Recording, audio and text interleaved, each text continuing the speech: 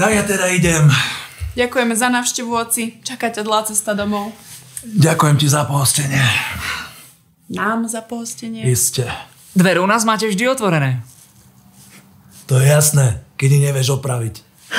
Myslím, že my dvaja sme spolu vykročili zlou nohou. Synu, na tebe neexistuje žiadna noha, ktorou my dvaja vykročíme dobre. Povedal mi synu. Taťko, to bolo najkrajšie, čo ste mi kedy povedali. Ty sa na ňo fakt pozrieš každé ráno a povieš si, áno, to je on. Každý deň. Každý deň.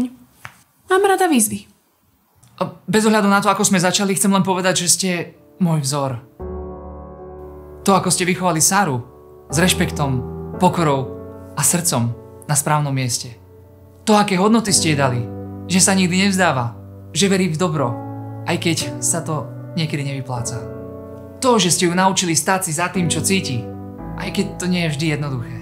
Vďaka vám je z nej žena, ktorá mi každý deň pripomína, že láska nie je len o dokonalosti, ale hlavne o trpezlivosti. A za to vám chcem veľmi pekne poďakovať.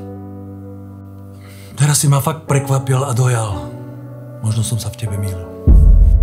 Wow! Poriadny úchop, taťko. Už aspoň viem, po kom to tá vaša dcera má.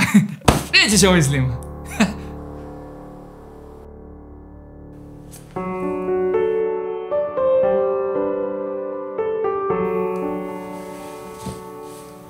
Keď sa ma raz pýtajú, kde som zlyhal, ukážem na teba.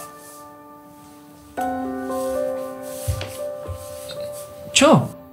Povedal som niečo zlé? Nie, len si zase ukázal, že máš mozog len ako doplnok. Oci, počkaj. Tak povedal som niečo zlé?